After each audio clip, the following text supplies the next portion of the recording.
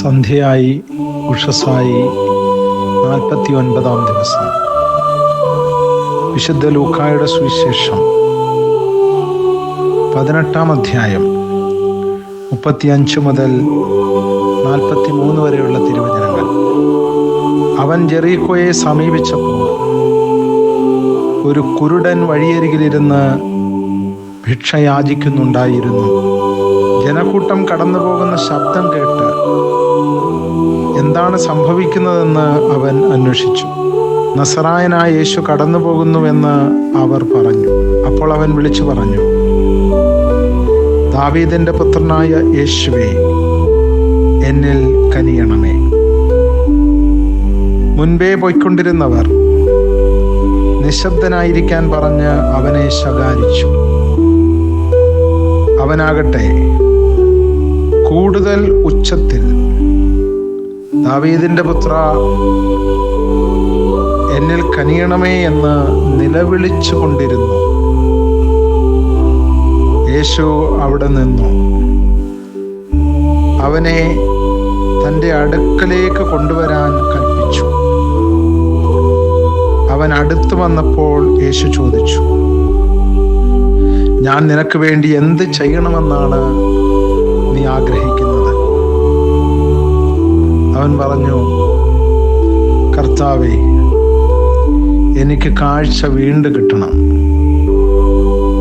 യേശു പറഞ്ഞു, നിനക്ക് കാഴ്ചയുണ്ടാകട്ടെ, നിന്റെ വിശ്വാസം നിന്നെ രക്ഷിച്ചിരിക്കുന്നു. തൽക്ഷണം അവന് കാഴ്ച ലഭിച്ചു. അവൻ ദൈവത്തെ മഹത്വപ്പെടുത്തിക്കൊണ്ട് യേശുവിൻ്റെ പിന്നാലെ പോയി. ഇത് കണ്ട് എല്ലാവരും ദൈവത്തെ സ്തുതിച്ചു. കർത്താവിൻ്റെ സുവിശേഷം. ക്രിസ്തുവേ, അങ്ങേക്ക് സ്തുതി. സ്നേഹിതരെ, ക്രിസ്തുവിനെ സ്വന്തമാക്കണം എന്ന തീവ്ര അഭിനിവേശം ഈ കുരുടൻ്റെ കാഴ്ച വീണ്ടും കിട്ടണമെന്ന അഭ്യർത്ഥനയുടെ പിന്നിൽ ഒളിഞ്ഞു നിൽക്കുന്ന ഒരാഗ്രഹം പോലെ ഈ വിശുദ്ധ വചനം നമ്മുടെ മുമ്പിൽ വിവരിച്ചു തരികയാണ്. അവന് കാഴ്ച ഉണ്ടായിരുന്നു എന്നാണ് വിശുദ്ധ ലിഖിതം വായിക്കുമ്പോൾ നാം മനസ്സിലാക്കുക. അവൻ ലോകം മുൻപ് കണ്ടിരുന്നവനാണ്. ഇപ്പോൾ അവന് കാണാനാവുന്നില്ല. അതുകൊണ്ട് തന്നെ അവൻ്റെ കാഴ്ച അവനെ പലതിൽ നിന്നും മറച്ചു പിടിച്ചു. അവൻ്റെ ഉപജീവനത്തെ അവൻ്റെ കാഴ്ചയില്ലായ്മ ബാധിച്ചു. അവൻ്റെ കുടുംബ ബന്ധങ്ങളെ ഈ കാഴ്ചയില്ലായ്മ ബാധിച്ചിട്ടുണ്ട്.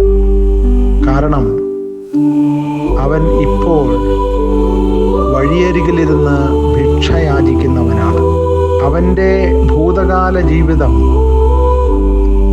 അവനെ വല്ലാതെ അസഹ്യപ്പെടുത്തുന്നുണ്ട്. കാരണം അവൻ കാഴ്ചയുള്ളവനായിരുന്നപ്പോൾ അവൻ ഒരുപാട് ബന്ധങ്ങളും സന്തോഷങ്ങളുമൊക്കെ അനുഭവിച്ചിരുന്നവനാണ്. ഇപ്പോഴാകട്ടെ കാഴ്ചയില്ലാത്ത ഈ അവസ്ഥ വഴിയരികിലിരുന്ന് ഭിക്ഷയാചിക്കുന്നവരുടെ കൂട്ടത്തിലേക്ക് അവനെ നിർബന്ധപൂർവം തള്ളിവിട്ടിരിക്കുകയാണ്. അതുകൊണ്ട് തന്നെ അവൻ്റെ മനസ്സ് വല്ലാതെ വേദനിക്കുന്നുണ്ട്. ഇത്തരം അസഹ്യമായ ഈ വഴിയരികിൽ ഉള്ള അരക്ഷിത ജീവിതം മടുത്തിരിക്കുന്ന സമയത്താണ് നസറത്തുകാരനായ യേശു അവൻ്റെ ജീവിതത്തിലേക്ക് കടന്നു വരുന്നത്. മർക്കോസ് സുവിശേഷകൻ പറയുന്നത്, അവൻ ഭിക്ഷ യാചിക്കുന്നുണ്ടായിരുന്നു. യേശു ജെറീക്കോയെ സമീപിക്കുമ്പോൾ ഇവര് രണ്ടുപേരും, യേശുവും ഈ കുരുടനും, ഒരുമിച്ച് കാണുന്നത് ഒരു യാത്രയിലാണ്. യേശുവിൻ്റെ ജെറീക്കോയിലേക്കുള്ള യാത്രയിൽ. നമ്മുടെ ജീവിതയാത്രയിൽ നമ്മളും ഇതുപോലെ ചില ഇല്ലായ്മകളുടെ ദൈന്യത അനുഭവിച്ചുകൊണ്ട് ജീവിതത്തിൻ്റെ വഴിയരികിൽ നമ്മൾ ഇരിക്കുന്നുണ്ട്. അതിലൂടെ തീർച്ചയായും അവൻ കടന്നു പോകുന്നുമുണ്ട്. അവൻ കടന്നു പോകുന്ന ശബ്ദത്തിന്, കാൽപ്പാടുകൾക്ക്, അവൻ്റെ കാൽ ഒച്ചയ്ക്ക് നാം ചെവിവട്ടം പിടിക്കണം.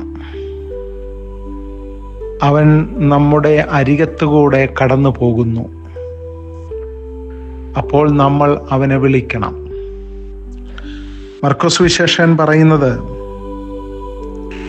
അവൻ കൂടുതൽ ഉച്ചത്തിൽ നിലവിളിച്ചു കൊണ്ടിരുന്നു എന്നാണ്. ആ ഭാഷയുടെ അർത്ഥം ഒരു പ്രാവശ്യമോ പല പ്രാവശ്യമോ അല്ല.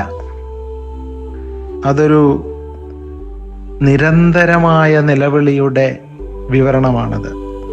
ഒന്നും രണ്ടും പ്രാവശ്യം വിളിച്ച് കരഞ്ഞിട്ട് നിസ്സഹായതയുടെ നെരിപ്പോടിലേക്ക് ഒതുങ്ങിക്കൂടാൻ കുരുടൻ തയ്യാറല്ല.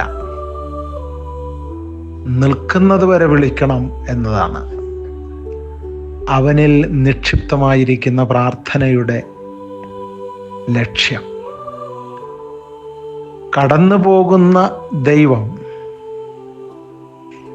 നിലവിളിക്കുന്നവൻ്റെ അടുക്കൽ നിൽക്കാൻ പാകത്തിൽ നമ്മുടെ നിലവിളികൾ തുടർന്നുകൊണ്ടേയിരിക്കണം എന്ന് ഈ കുരുടൻ നമ്മളെ പഠിപ്പിക്കുകയാണ്. മറ്റൊരു സവിശേഷത, അവന് ശരിക്കും കാണേണ്ടിയിരുന്നത് നസ്രത്തുകാരനെ തന്നെയാണ്. അവൻ കാഴ്ച തിരികെ ലഭിച്ചപ്പോൾ കണ്ടതും നസ്രത്തുകാരനായ യേശുവിനെയാണ്. അവൻ്റെ ഉള്ളിൽ കിടന്ന് തിളയ്ക്കുന്ന ആഗ്രഹവും ഈ യേശുവിനെ കാണാൻ തന്നെയായിരുന്നു. അതുകൊണ്ടാണ് സുവിശേഷകൻ പറയുന്നത്, അവൻ ദൈവത്തെ മഹത്വപ്പെടുത്തിക്കൊണ്ട് യേശുവിൻ്റെ പിന്നാലെ പോയി എന്നാണ്. അവൻ്റെ കാഴ്ചയ്ക്ക് ഈ പ്രത്യേകതയുണ്ട്. കാഴ്ച തന്നവനെ കാണാനുള്ള അദമ്യമായ ആഗ്രഹത്തിൻ്റെ സുവിശേഷമാണ് കുരുടൻ നമുക്ക് നൽകുന്നത്. ലോകത്തിൻ്റെ കാഴ്ചകളൊക്കെ കണ്ടുമടുത്തവനാണ് ഈ കുരുടൻ.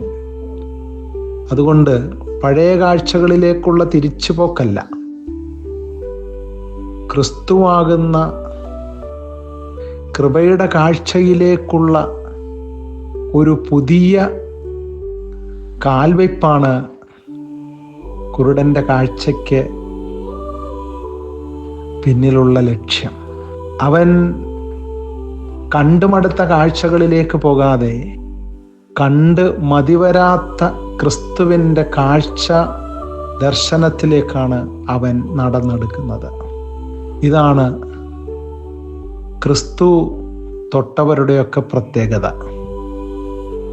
ക്രിസ്തു തൊട്ടവരൊക്കെ അവരുടെ കഴിഞ്ഞ കാലങ്ങളിലേക്ക്, ഗതകാലങ്ങളിലേക്ക് അവർ ഒരിക്കലും ഊളിയിട്ടിറങ്ങാതെ പുതിയ ജീവിത സരണിയിലേക്ക് അവർ പ്രവേശിക്കുകയാണ്. ആ ജീവിത സരണിയിൽ അവരോടൊപ്പം എപ്പോഴും ക്രിസ്തു ഉണ്ടായിരുന്നതായി നമ്മൾ കാണുന്നുണ്ട്. ഈ കുരുടനെ പോലെ നിലവിളിച്ചുകൊണ്ടേയിരിക്കാം. സഭാപ്രസംഗകൻ നമ്മെ പഠിപ്പിക്കുന്നത് പോലെ രാവിലെയും കൈനീട്ടി വിതയ്ക്കുക, വൈകുന്നേരവും വിതയ്ക്കുന്നതിൽ നിന്ന് വിരമിക്കരുത്. രാവിലെ വിതച്ചതോ വൈകുന്നേരം വിതച്ചതോ ഏതാണ് സഫലമാകുന്നതെന്ന് നിനക്കറിയില്ലല്ലോ. നീ നിലവിളിച്ചുകൊണ്ടേയിരിക്കുക. നിന്റെ നിലവിളിയുടെ ആ തരംഗങ്ങളിൽ ക്രിസ്തു കടന്നു വരും, നിനക്ക് കാഴ്ച തരും. മങ്ങിയ കാഴ്ചകളിലേക്ക് മടങ്ങിപ്പോകാതെ പുതിയ സ്നേഹസാന്ത്വനത്തിൻ്റെ അഭിഷേകത്തിലേക്ക് നമുക്ക് ചേർന്ന് നടക്കാം. ദൈവം നമ്മെ അനുഗ്രഹിക്കട്ടെ. ആമേൻ. നമുക്ക് പ്രാർത്ഥിക്കാം. യേശുവേ, ദാവീദിന്റെ പുത്ര, എനിക്ക് ഉൾക്കാഴ്ച തരണമേ. സുവിശേഷത്തിൻ്റെ അകപ്പൊരുൾ അറിയാനുള്ള കൃപയുടെ അഭിഷേകം തരണമേ. എൻ്റെ ജീവിതത്തിൻ്റെ മണ്ടിയ കാഴ്ചകളിലേക്ക് മടങ്ങിപ്പോകാതെ അങ്ങയുടെ അകക്കാഴ്ചകളിലേക്ക് എന്നെ നയിക്കണമേ. സ്നേഹസാന്ത്വനത്തിൻ്റെ അത്ഭുതം എൻ്റെ കണ്ണുകളിൽ പുരട്ടണമേ. ആമേൻ. പിതാവും പുത്രനും പരിശുദ്ധാത്മാവുമായ ത്രിത്വൈക ദൈവം നിങ്ങളെ ഏവരെയും സമൃദ്ധമായി അനുഗ്രഹിക്കുമാറാകട്ടെ. ആമേൻ.